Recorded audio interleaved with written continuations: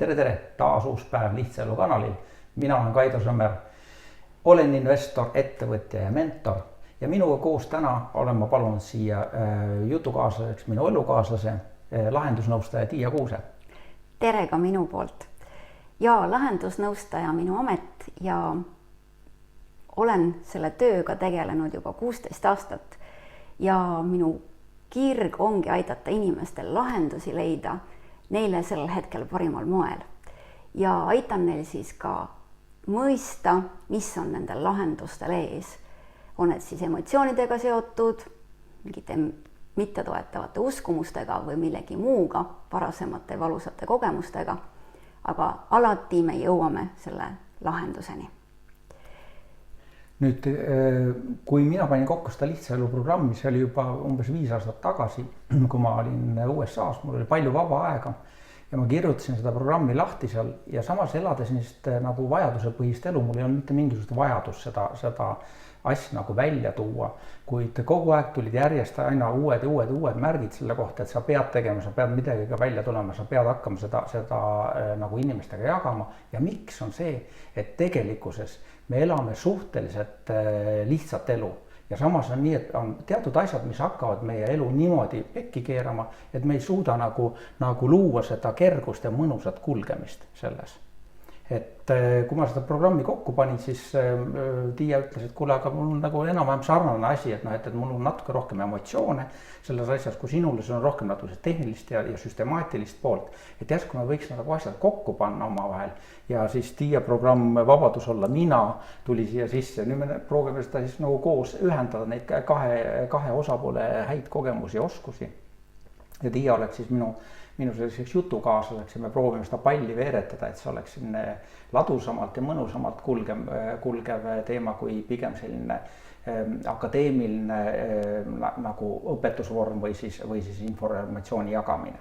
Võib-olla ma tahaks lisada veel siia seda, et kuna me oleme koos elanud 38 aastat, siis ka sellest on tulnud suur pagas kogemusi ja sinna on jäänud selja taha on jäänud siis nii lihtsaid perioode kui keerulisi perioode kui ka päris selliseid raskeid ja siit ongi tulnud kogemus, et mismoodi siis oleks rohkem neid lihtsat olemist, kerget olemist ja palju vähem sellist keerulist olemist ja mõtlesimegi, et jagame seda teiega, et loome sellise vahva programmi ja et oleks teiegi kulgemine oma teel lihtsam, kergem ja rõõmsam ja loodame väga, et me saame teid inspireerida ja ehk leiategi ka siit programmist vastuseid mingitele omadele küsimustele või siis nii-öelda kitsaskohtadele.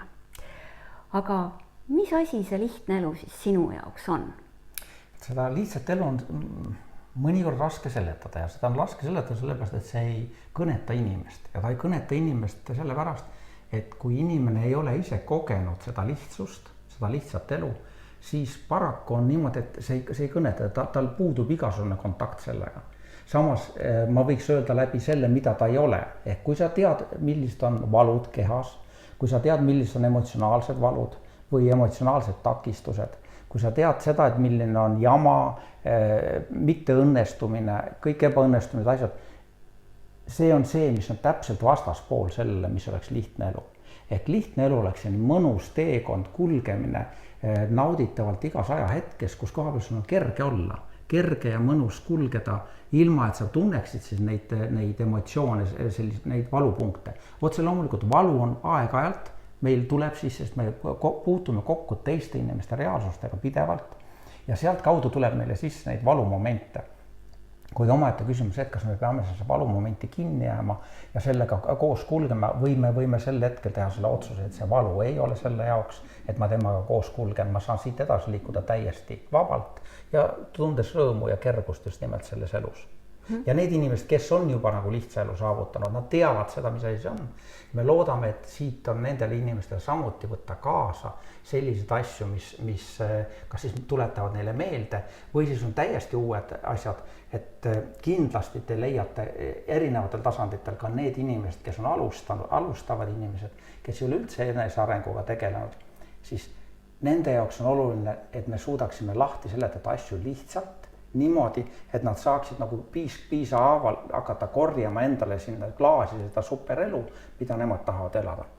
Ja selle lihtsa elu alla kindlasti kuulub ka see, et ma tean, mida ma tahan ja võib-olla selle valupunktidega, et see ei ole ainult seotud teiste reaalsusega, eks meil endal on ka mingi pagas kaasas, kas juba lapsepõlvest või millele me reageerime, igalühel mingid omad teemad ja ega valu, nagu me ütlemegi, et valu on vältimatu, aga kannatus on vabatahtlik. Ilmselt seda väljendit me kordame siin selle programmi jooksul korduvalt ja korduvalt, sest nii see on ja tegelikult on see kõik meie sisemaailma peegeldus, seal ei ole mitte midagi tegemist, see, kui me puutume kokku teiste inimeste reaalsusega, siis tegelikult puutume kokku iseenda sisemise maailmaga ja rahulolematusega selles, mis meile peegeldatakse väljapoolt. See on puhtalt meie enda teema ja selle tõttu me oleme ka need erinevalt üles ehitanud erinevates komponentides, kuidas te saaksite kokku panna selle lihtsa elu iseenda jaoks ja ma loodan, et see aitab läbi selle, see aitabki inimestel kaasa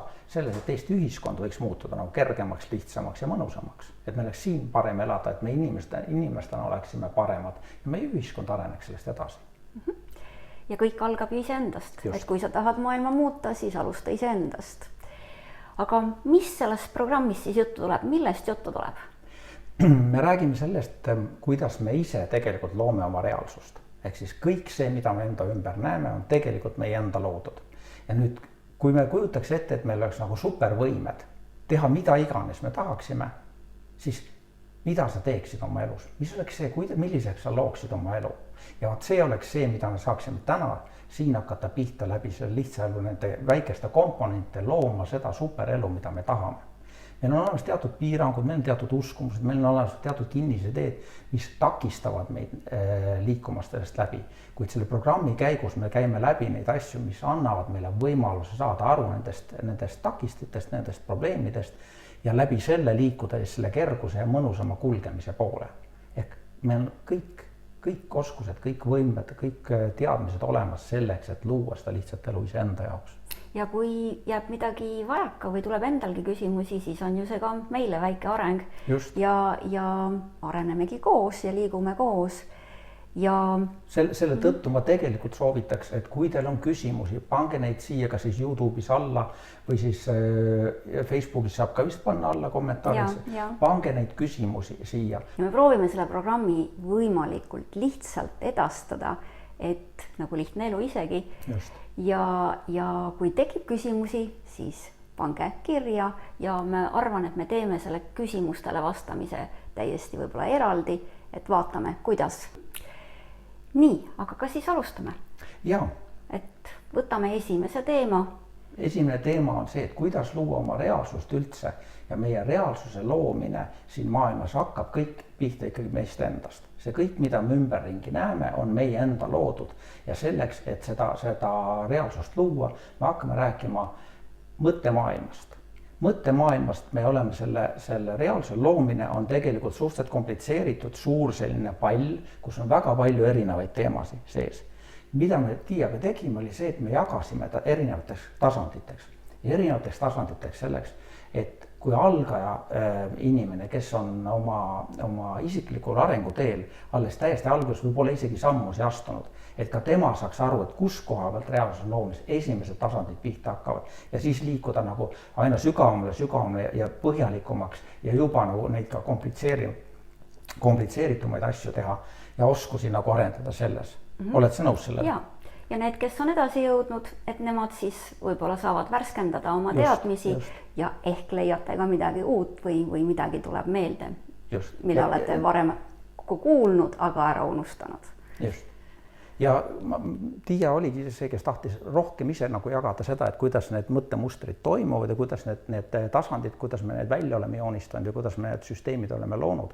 Et võib-olla sina siis alustad sellest, et milline on siis see mõttemaailma nagu tase 1. Jah, et tase 1 ongi siis, et on mõte paneb meid mingit moodi tegutsema ja sealt tuleb siis tulemus ehk reaalsus. Ja sellele järgneb tavaliselt kas siis hindamine, kas me oleme rahul või mitte. ja vajadusel me korrigeerime ja sealt võib alguse saada jälle uus mõte. Ehk siis reaalsus võrdub meie mõte. Ehk see on esimese tasandi nagu valem, ehk meie reaalsus võrdub meie mõte. Väga tihti inimesed mõtlevad selle peale, et meie reaalsus on tegelikult seotud meie tegevustest, aga kuna meie tegevused on seotud mõttega, siis tegelikkuses on selle esimese tasandi nagu valem just see, et meie reaalsus võrdub meie mõte. Ehk need mõtted, mida me iga hetk just praegu mõtleme, loovad meie praegust hetke ja loovad meie tulevikku. Ja mis asi see mõte siis on? Et mõte võib olla plaan, võib olla idee, võib olla mingi tähendus, et kui me saame selle mõtte, siis see paneb meid mingit moodi tegutsema. Ja tegutsemine, ehk siis see tegevus võib olla käitumine, see võib olla ka verbaalne väljendamine, aga võib olla ka mõttes väljendamine. Ja ta võib olla ka reaktsioon, ta võib olla otsus. Ja edasi see annab siis meile tulemuse, ehk siis see on meie looming, see on siis see meie reaalsus, mida me kogeme. Ja see hindamine ongi see, et kas me siis oleme selle tulemusega rahul või oleme rahulolematud ja siis vajadusel me saame siis korrigeerida. Ja kui on algaja inimene oma teekonnal, oma enesearengu teekonnal, siis tema tavaliselt analüüsib nii, et ahah, ma ei olnud tulemusega rahul, järelikult ma pean midagi teistmoodi tegema. Aga kuna tegevusele eelneb mõte, siis tegelikult me peaksime minema sinna mõtte juurde ja vaatama, milline mõte tõi meile sellise tulemuse, nagu me siis saime ja millega me siis kas oleme rahul või me ei ole rahul. Ja me vaatame just seda osa, millega me ei ole rahul, sest see, millega me oleme rahul, seda ei pea tavaliselt korrigeerima. Jah, võib-olla me tahame veel paremini, aga siis seal on ikkagi natukene seda rahulolematus sees. Et korrigeerida tuleks pigem mõtet, mitte seda tegevust. Sest kui sa teed vale mõtte pealt tegevust, isegi muutes tegevust, kui sa teed vale mõtte pealt, see tulemus on ikkagi vale. Ehk sinu jaoks mitte sobilik. Ja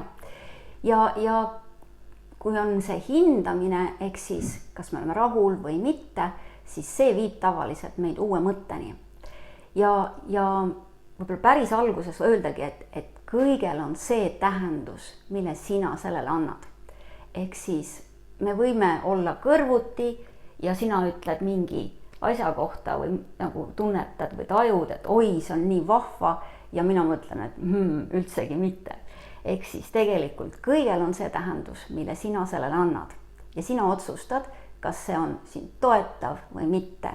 Ja mõtted võivadki siis olla mind toetavad või sind toetavad ja mitte toetavad. Ja need mitte toetavad mõtted on siis just nagu kas maha tõmbavad või maha tegevad. Ja võivad olla mõtted ka neutraalsed. Tavaliselt neutraalsed mõtted on see nagu sellised vaatlevad või vaatleja seisukohalt või vaatleja positsioonilt. Et sa lihtsalt vaatled mingit olukorda ja sa ei anna talle mingit hinnangut. Selline su mõttetasandis ei toimu mitte mingisugust nagu erilist muutust, sellest sa vaatad, asi on nii ja liigud selle juures edasi. On see nii? Jaa, see on niimoodi. Ja see mõte võib tegelikult saada alguse ükskõik millise selle skeemi faasist. Nii et see on nagu selline üldine esimene tase. Just. Ja esimese tase ülesanne ka teile, et kogemused tulevad mitte ainult ju kuulamisega, vaid see, kui sa teed mingisuguse ülesande läbi nii, et sa saad oma isikliku kogemuse ja see kinnistub ja see on see, mis sind siis toetab ja kuhu sa saadki võib-olla mingistel rasketel hetkedel või keerulistel hetkedel toetuda. Ja tase 1 ülesanne on märka ja võta vastutus oma mõtete eest. Ja kui me siin seda programmi kokku panime Kaidoga, siis mõtlesime, et kuidas siis seda teha, et kuismoodi ma siis selle vastutuse võtan oma mõtete eest. Ja me leidsime seda, et üks väga lihtne vastutuse võtmise võimalus on see, et ütle seda, mida sa mõtled ja käitu nii, nagu sa ütled. Ja see on ka ausus ja see on see ehedus ja kui ma välja kiirgan ausust ja ehedust, siis tulemus saab ju olla aus ja ehe. Ehk siis minu reaalsus saab olla aus ja ehe. Märka oma mõtet.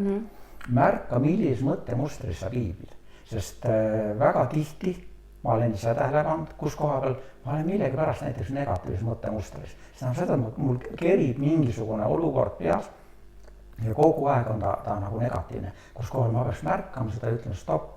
Kas see on see mõte, mis loob minu tulevikku sellisena, nagu mina tahan teda, et ta minu reaalsuses oleks? Et märka oma mõtteid, hakka märkama seda, milline on sinu mõtete automaatika. Me ei ole pidevalt teadlikult oma mõtetega teadvuses, vaid me teeme mingisugust tööd ja samal ajal mõtleme hoopis midagi muud. Ja see mõte võib olla väga tihti automaatne, ilma et me paneks tähele, mida me mõtleme. Kas sa mäletad, mida sa mõtlesid eile? Või kas sa mäletad, mida sa mõtlesid täna hommikul? Või kas sa mäletad, mida sa mõtlesid tund aega tagasi? Või praegu? Või siis praegu, kui sa meid vaatad või kuulad. Kuulad seda ja mida sa tegelikult mõtled? Et mis siin kuklas tegelikult liigub. Ehk siis, et märka võtta vastutus oma mõtete eest või mõtte eest ja selleks on siis hea kõigepealt märgata, teadvustada ja siis tunnistada endale, et jaa, mul on praegu need mõtted või mul on see, kuidas ma praegu mõtlesin või see, kuidas ma siis praegu tundsin. Ja siis ma saan ka muuta, kui ma teadvustan ja märkan. Ma ei saa muuta seda, mida ma ei teadvusta ja ei märka. Ja kõige rohkem, millest me räägime ka edaspidi, rohkem mõjutab see tegelikult meie keha keemiat. Et negatiivne mõttemuster tekitab meie kehas negatiivset energiat. Just. Mul läks mõte kaduma. Sul läks see sõnad lihtsalt kaduma. Mõte oli olemas. Mõte oli olemas, aga sõnad ei olnud teha. Et eks siis meie keha keemia on see, mis tegelikult meid mõjutab ja siin me saamegi vastutuse võtta siis oma mõtete eest, ehk siis oma keha keemia eest. Ja koduülesanne on sinul siis vaatle oma mõtteid, märka oma mõtteid ja võta vastutus oma mõtete ja võta vastutus ka oma tegude eest, ehk siis su teod vastaksid sinu mõtetele. Väga hea. See on esimene tase. Ja siit me läheme kohe edasi tase 2 juurde. Ja kui sa nüüd vaatad seda skeemi, siis et juurde on tulnud tegelikult selline vahva tegelane nagu emotsioon. Ehk siis tegelikult mõtted viivad meid emotsioonini või tunneteni. Nad tekitavad neid. Mõtted tekitavad siis emotsioone, sealt siis tekib või sealt viib see edasi meie tegevuseni, me siis kas käitume kuidagi, väljendame ennast kuidagi või ka tegevusetuseni. Ja see annab siis mingit laadi tulemuse, ehk see on siis meie looming ehk reaalsus ja sealt edasi siis on hindamine, kas me oleme rahul või rahulolematud ja vajadusel korrigeerime. Ja see omakorda võib tekitada suure tõenäosusega jälle emotsiooni või mingit laadi tundeid ja see siis jälle omakorda viib meid mingit laadi mõteteni. Et see on nüüd siis meie tase 2. Aga kui me vaatame seda, et esimene koht oli see, et meil oli mõte ja seal järgnes tegevus, siis väga tihti mõte võib tekitada sellise emotsiooni, mis takistab meie tegevust ja see jutt oli sellest tegevusetusest, sest see tegelikult kajastub samamoodi meie reaalsuses. Kui me tahame saada kõrgharidus ja tahaksime minna ülikooli, aga meie mõte tekitab emotsiooni, et ma ei ole piisavalt väärt, ma ei ole tegelikult piisavalt hea õpilane, ma ei oska tegelikult midagi ja ma ei saa maha tegema. Mõte sellisena tekitab selliseid emotsioone, mis takistab. Ehk siis on olemas 2 võimalust, mida see emotsioon võib teha. See kas tõukab meid tegevusele, ehk see võib ka olla hirm, mis tõukab meid tegevusele, kuid võib ka olla emotsioon, mis pidurdab meid tegevust, näiteks hirm millegi ees, võib jätta midagi tegemata ja selle tulemusena meie reaalsuses kajastub midagi või jääb kajastumata just see, mida sa tahtsid, et seal kajastub selles elus. On nii? Just. Ja kui me nüüd tuleme jälle selle emotsiooni ehk siis tunnete juurde, kuidas keegi parajasti neid nimetame, et mis asi see emotsioon siis on. Ja meie sõber Wikipedia ütleb, et emotsioon on organismis seisund, millega kaasnevad märgatavad kehalised muutused, on see siis mingit laadi meie pulsitõus või pulsimuutus, meie näoilme või siis verevarustus meie näos või siis mingi näiteks hingamise rütm ja mida siis tajutakse mingi tundmusena, millel on siis oma nii-öelda väljend, et keeleline väljend ja mis tõukab meid siis mingil viisil tegudeni. Mina ütleks, et emotsioon ei ole mitte midagi muud kui kehas toimunud energia liikumine, mille on mingisugune eesmärk. Ja see eesmärk on siis meie, kui me vaatame inimest kui miljon aastat siin planeedil elanud keha, siis nendel emotsioonil on väga selge ülesande sellises kogukonnas olnud, mida see emotsioon meiega teeb, ta kas tõukab meid tegevusele või paneb meid korrigeerima oma käitumist. Näiteks solvumine on selline emotsioon, mis on suunatud teise suhtes, keegi teine käitus minuga ebaõiglaselt. Aga häbitunne näiteks paneb meid käituma selliselt, et me peaksime korrigeerima oma tegevust, sest meil on häbi sedasi, kuidas me ütlesime, käitusime, mõtlesime ja see paneb korrigeerima seda. See emotsiooni ülesanne on siis energia liigutamine kehas selleks, et toimuks mingisugune muutus. Me võtaks midagi ette, see paneb meid tegema või siis freezing, ehk siis jäätuma ja mitte midagi tegema. Ehk hirm võib kangestuda inimese ja selle tulemuseks on siis tegevusetus. Ja see ongi see just nimelt see jäätumine või just. Nagu selline kangeks jäämine. Ja kui me seda skeemi edasi vaatame, siis näete siin selliseid vahvaid spiraale. Et üks spiraal sealt mõtte juurest liigub alla ja teine ülesse. Ehk siis, kui meie mõtted on meid toetavad, siis see annab meile kerguse, see annab meile innustuse, see annab meile inspiratsiooni. Ta paneb meid tegutsema sellise kerguse ja rõõmuga. Ja tavaliselt inimene kogeb ka siis sellist nagu usku, et või nagu sellist nagu teadmist, et tal on võimalus õnnestuda või et ta õnnestubki. Ja ta teab tavaliselt, mida ta tahab, et kuhu ta tahab jõuda. Ta võib-olla ei tea, kuidas see teekond läheb, aga ta teab, kuhu ta tahab jõuda. See loob sellised meid toetavaid mõtteid uusi ja samuti meid toetavaid emotsioone. Innustus on alati samasugune, väga sarnane emotsioon tegelikult vihaga emotsiooni koha pealt, kuid ta tõukab meid positiivses mõttes liikvele, mitte hirm, mis tõukab meid selle tõttu liikvele, et me kas kardame millegist ilma jääda või me kardame, et midagi juhtub meiega. Ja see teine spiraal siis, mis liigub allapoole, ehk siis need on seotud meid mitte toetavate mõtetega või meid maha tegevate, maha tõmbavate mõtetega ja millised need siis on. Et eelkõige on siis see, mida hästi tihti esineb, on kriitika, kas kriitika enese suunas või ka kellegi teise suunas, kas siis on kellegi süüdistamine või ka iseenda süüdistamine. See on ülinõudlikkus, mida mina olen oma praktika ajal kogenud või näinud, on üks põhiline asi, on ülinõudlikkus, ülemõtlemine, tehakse sääsest elevant.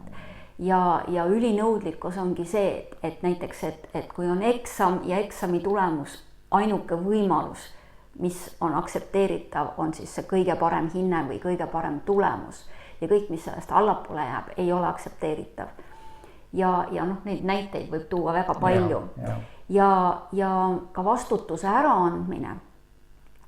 See on see, kus inimene ütleb või ütleb, et ma ei saa hakkama. Et tegelikult me kõik saame hakkama, me ei ole sündinud siin tarkadena, kõik on võimalik õppida, arendada, küsida nõu. Selline negatiivne sisekõne, eks. See tegelikult teeb meid kogu aeg maha ja see paneb meid kogu aeg hindamise käigus aina rohkem ja rohkem kogema seda, mida me juba mõtlesime, mida me juba tundsime. Ehk me tegelikkuses teatud mõttes otsime reaalsusest kinnitust oma enda mõtetele. Ja see, et kui me ütleme, et me ei saa hakkama, siis meie reaalsus hakkab otsima neid märke, mis annakski seda, et me ei saa hakkama. Ja siis on vahetevahel see, et isegi kui me selles allakäiguspiraalis proovime neid positiivseid mõtteid mõelda, et ma saan hakkama, siis on teatud kehas keemilised protsessid juba käimas, mis tegelikult proovivad saboteerida sinu tegevust. Ja need saboteerijad tihtipeale panevadki kuulama meid või kuulma meid ainult nii-öelda neid negatiivseid asju, et näiteks kui keegi annab tagasisidet, et vaata, et sul olid sellised asjad olid nagu väga head, ülitubli, aga vot sa võiksid nüüd näiteks korrigeerida või parandada või muuta selliseid asju. Ja mida tihtipeale inimesed kuulevad, ongi ainult see, mis on halvasti. Ja siis alateadvuses juba salvestub see, et ahah, tegelikult ei olnud rahul, tegelikult üldsegi ei sobinud, mis tegelikult ei ole ju tõene. Et võib-olla see tagasiside oli 5% kogu sellest asjast, mida võib korrigeerida, 95% oli nagu väga hea ja siis võetakse 5% ja tehakse 100% negatiivset. Et see on nagu täidab kogu selle nagu skaala ära ja see on nagu vale, millega inimeste emotsioonid nagu kaasa lähevad. Just. Nii, ja siis tase 2 ülesanne. Tegelikult ennem kui me ülesande juurde läheme, ma tahaks veel sellest allakäiguspiraalist rääkida, nii vahva nimi tuli.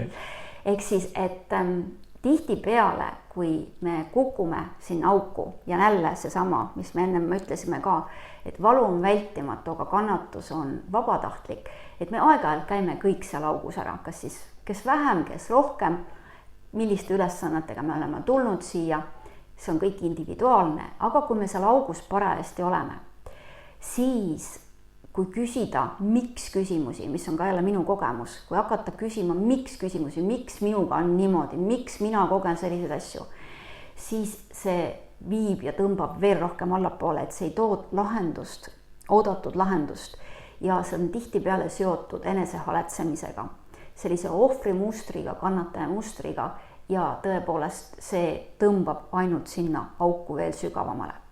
Ehk siis siin oleks vaja miks küsimuste asemel küsida hoopis selliseid küsimusi, et mida on vaja selleks, et. Ja oleneb siis sinu teemast, saad sa siis ise selle küsimuse lõpetada.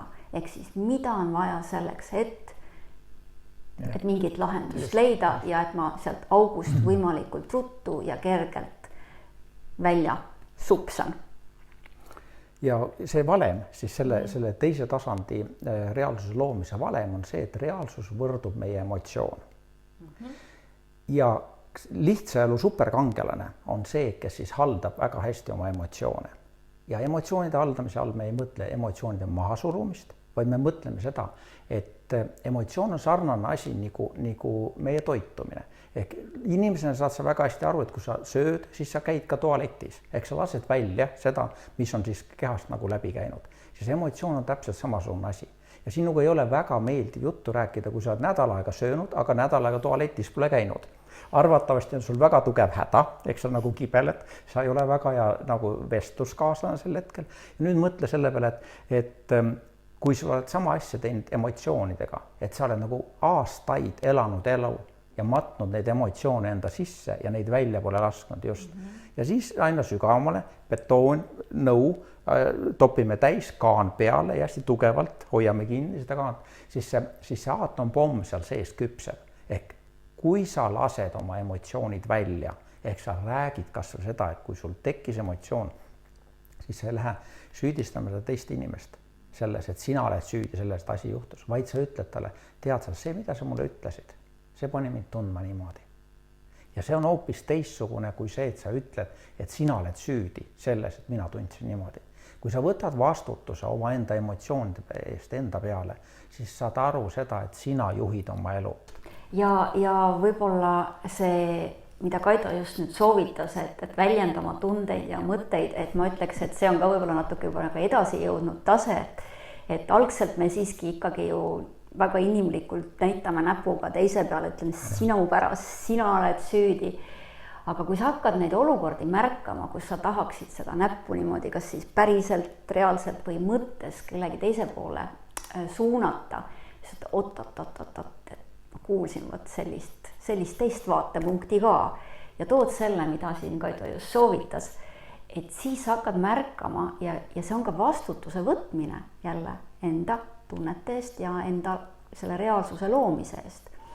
Nii et ühel hetkel, kui sa alguses isegi plahvatad välja ja karjud võib-olla või kõnetad kedagi karjuvas kõneviisis, siis mida aeg edasi ja kui sa rohkem harjutad seda, siis ühel hetkel sa saadki täiesti võib-olla neutraalselt öelda, tead, armas inimene või tead, kallis, see, kuidas sa ütlesid või see, kuidas sa käitusid, pani mind tundma niimoodi ja niimoodi ja niimoodi. Aga see ei tähenda tõepoolest seda, et see teine inimene peab muutuma, vaid ikkagi teine lihtsalt peegeldab sulle sinu neid valupunkte, see, millega sina ise pead tegelema hakkama. Ehk siis vastutus ikka ainult iseenda peale. Ja tase 2 ülesanne siis oleks see, et märka ja võta vastutus oma emotsioonide eest. Mida see tähendab? Märka oma emotsioone. See ongi see, et tavaliselt me märkame neid siis, kui me reageerime, ehk siis kui see plahvatus, kas siis suurem või väiksem, on ära käinud. Ja jälle samm-sammult saab seda kogu aeg nagu ettepoole tõsta, et kui sa oledki ära plahvatanud, siis ikkagi sa võid küsida, et mida ma tundsin, mis see pani mind tundma, kui ta nii käitus või ütles või mis see, kas see inimene või siis olukord ja kus ma seda tunnet oma kehas tunnen ja ütleme, selliseid tehnikaid on erinevaid, mida me ka tulevikus siin plaanime rääkida ja teile ka siis edasi anda ja õpetada, just, et me proovime praegu nagu sellest ABC-st alustada ja kõige lihtsam võib-olla emotsioonide ja tunnetega hakkama saamine ongi see, et sa lihtsalt märkad, tunnistad ja ma praegu tunnen seda tunnet või ma praegu kogen seda tunnet ja lubad sellel tundel tulla. See ei tähenda seda, et sa sõidad kellegi teisest teerulliga üle, vaid ikkagi see, et sa lubad sellel tundel tulla, kas siis ütledki, et tead see, kuidas sa ütlesid või käitusid, pani see tundma niimoodi või siis ongi niimoodi, et sa lihtsalt ütled, ma kogen praegu näiteks, ütleme ebaõiglust, ma kogen praegu ebaõiglust või ma kogen praegu solvumist, ma olen täiega praegu solvunud. Sa tunnetad seda oma kehas, sest sa tead täpselt, kus kohas sa seda kehas parajasti tunned, sest see ongi selline kas raskem tunne või selline suruv tunne ja sa lubad sellel lihtsalt tulla. Võtad selle vastu. Ja see märkamine on just see, et emotsioon on natukene sarnane sellisele, kui sa sõidad autoga ja autol on see mootori märgutuli, et see emotsioon läks plõksti põlema ja see tuluke seal armatuuris läks tööle. Ja sulle tundub, et okei, mis sa teed sel hetkel, kui see tuluke nagu mootori juures põlema läheb. Sa arvatavasti pead auto kinni, proovid teda jahutada või vaadata, uurida välja, mis siis toimuseks. Aga sel hetkel, kui sinu tulukene endal selle emotsiooni mõjul nagu tööle läheb, sel hetkel sa nagu keerad nagu tuure juurde hoopiski, et nagu vajutad gaasi põhja, paned täiega. Teine võimalus, mis on nagu emotsioonidega märkamisel ja selle vastutuse võtmine on see, et see ei aita, et sa lähed sinna kättpidi armatuuri taha ja tõmbad selle lambikese välja, et enam ta ei näitaks nagu seda emotsiooni välja, eks, et see tuluke nagu põlema ei lähe ja nagu ei oleks mitte midagi viga, et võiks nagu edasi sõita. Et just mõte on selles, et sel hetkel, kui sa tunned seda emotsiooni, sa saaks sabast kinni, mis toimub? Ma tunnen praegu seda emotsiooni. Ja vastutuse võtmine tähendab seda, et see on minu emotsioon, see on minu reageering millegile, mis on mind ärritanud või ka innustanud, täpselt samamoodi. Selline ovatsioonid ja ülevoolavad positiivsed elamused, täpselt samasugused asjad tegelikult. Aga need positiivsed emotsioonid ei tee meile kahju, aga need negatiivsed emotsioonid muudavad meie kehakeemiat nii palju, et kogu aeg pidevalt viibides sellises negatiivses emotsioonide vallas, olen täpselt samasugune olukord, nagu sa võtaksid ise sisse mürki ja lootes sisse, et see teine inimene, kelle tõttu sa arvad, et sa tunned neid emotsioone, tema siis sureks ära selle mürgi kätte. Aga mürgitad ise ennast. Ja sa oled nagu sellesse allakäiguspiraalisse nagu kinni jäänud ja kui sa oled seal augus, siis tegelikult on väga keeruline näha neid lahendusi sealt august väljaspool. Ja kui sa oled seal augus ja oled nendes emotsioonide keerises, on see siis tõesti kas süütunne või viha või solvumine või ebaõiglus või mis iganes sind parajasti häirib, siis sa annad ju sellele nagu tähenduse või fookuse ja see, millele me fookuse anname või see, mida me vaatleme, see ongi nagu fookuse andmine. Millele me tähelepanu pöörame. Just, millele me tähelepanu pöörame, see võimendub, ehk siis ta võimendub veelgi ja sa oledki nagu selles sellises nagu sellises, kuidas ma ütlen, nagu rattas ja selline tunne võib isegi tekkida, et siit ei olegi väljapääsu, siia ma jäängi, aga tegelikult on küll.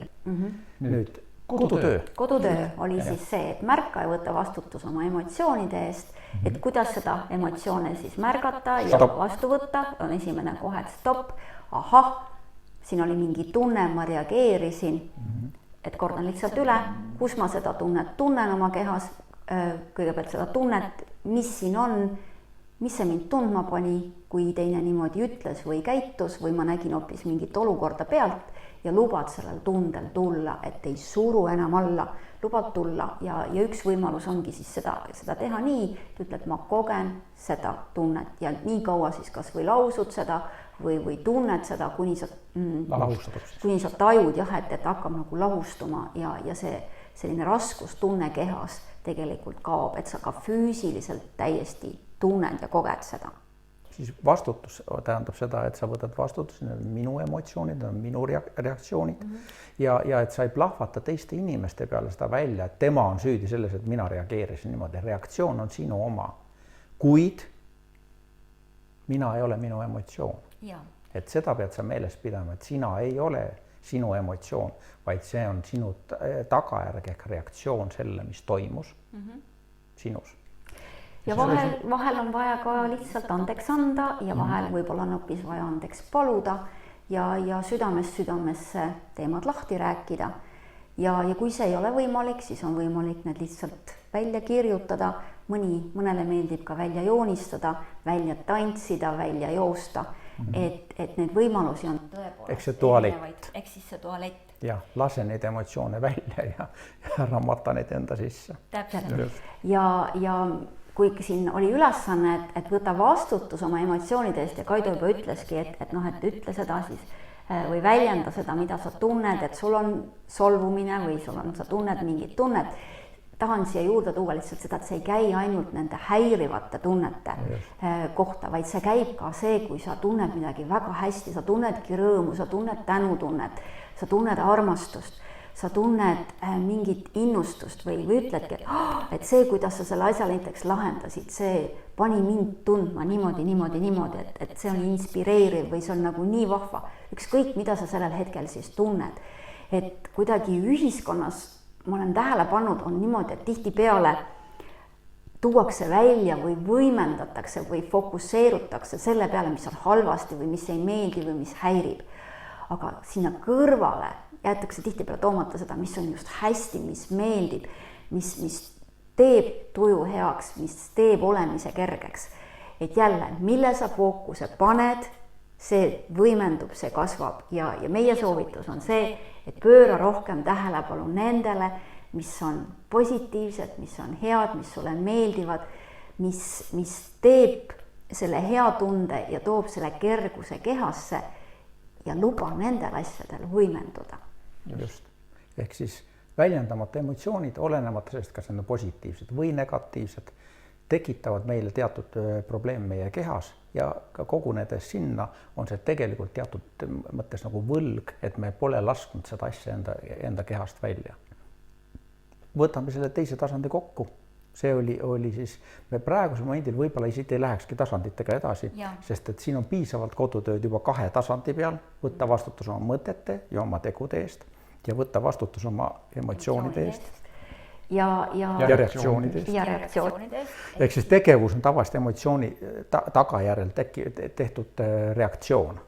Ehk siis emotsioon väga tihti paneb meil isegi nagu mõtleva meele seis ja võtab kätte ja laseb sealt kuskilt täiesti alt poolt seda mõtlevat meelt selle tegevuse, et ma lähen ja ründan kedagi kohe näiteks. Parim kaitse on ju rünnak. Et tihti peale endalgi on mõnikord selline tunne, et ma juba reageerin ära ja kuidagi käitun imelikult ja siis, kui kuidagi olen sellest reageeringust välja saanud, siis mõtlen, et miks ma niimoodi käitusin, et täiesti tobe.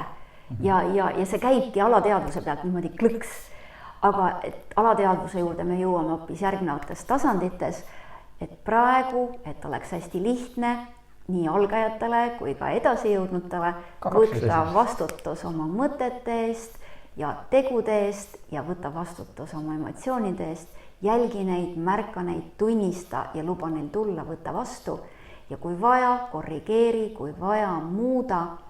Ja võib-olla ka siis soovitame natukene mõned raamatud, et kust võib-olla veel juurde lugeda ja hankida teavet, et esimene on Gret Rosin ja Maia Kaate Väljataga raamat, et meelteadvus ja loomine siin küsimuste-vastuste vormis, et see on üks minu lemmik tegelikult autoreid on Gret ja Maia Kaate, et on ka teisi raamatuid neil välja tulnud, ka Gretal üksinda ja Maia Kaatel üksinda, et väga soovitan. Ja teine raamat on siis Anatoli Nekrasov Elavad mõtted, samamoodi väga-väga hea raamat ja algajatele mõlemad raamatud täiesti jõukohased, et loomulikult seda kirjandust on palju ja võid ka ise raamatukogus või raamatupoes surfata või ka raamatukokku minna, et kõike ei pea ostma, et vaatle seda, et millised on need materjalid, mida sa saaksid kasutada selleks, et lihtsustada ja leida endale neid teid, kuidas sa neid mõtteid märkad ja kuidas sa neid emotsioone märkad. On nii? Ja järgmise korra teema? Järgmises korraks me selle korraga lõpetame need tasanditega. Kui sul tundub, et siin videos oli midagi väärtuslikku, palun jaga seda, sest see aitab kaasa inimestel liikuda parema elu poole, lihtsama elu poole. Pane like meie lihtsa elu Facebooki lehele, Tiial on oma Facebooki leht. Tiia Kuusk lahendusnõustaja. Pane ka sinna like või see sõbra kutse sinna, siis saad ka tema tegemistest rohkem teada. Otsi üles YouTube'i kanal Lihtne elu ja pane ka sinna subscribe ja pane see, kui see kellukese märk sinna tekib, seda ei ole arvatavasti praegu veel seal, aga kui sinna tekib see kellukese märk, siis sa võiks selle sinna panna oma nagu märgi sinna külge, sest see annab jällegi seda, et kui videod välja tulevad, sulle tuleb nagu teavitus selle kohta, et sa oled esimeste seas, kes seda siis näeb. Aga kui me siit edasi liigume, siis järgmine video, milles me käsitleme siis Lihtsa elu maja. Ja Lihtsa elu maja on selline väga selgelt arusaadav konstruktsioon, sest me kõik oleme maja näinud. Me oleme näinud, majal on olemas vundament, majal on olemas seinad, majal on olemas katus ja selle kaudu on väga lihtne üles ehitada ka meie enda lihtsa elu maja. Sellist maja, mida meie tahame. Ja te teate kindlasti selle 3 põrsakese lugu, kuidas nemad ehitasid oma majasi ja mis nendest sai. Selle loo ma räägin teile järgmine kord, aga seekord ütlen, et see on järgmises osas meil siis tulemas see lihtsa elu maja, kuidas sina saaksid oma maja mõnusalt üles ehitada. Ja te sa ei peaks siis kohe alguses seda uuesti lammutama hakkama või osadest lahti võtma, et oleks lihtne ja et saaks tüki haaval ja tükid oleks õiges järjekorras pandud ja niimoodi, et see katus sealt pealt ära ei lendaks, see õlehunnik laiali ei läheks, kui esimene hunt tuleb ja puhub. Just. Aitäh teid vaatamast, aitäh teid kuulamast ja kohtume jälle varsti järgmises osas. Tšau. Tšau.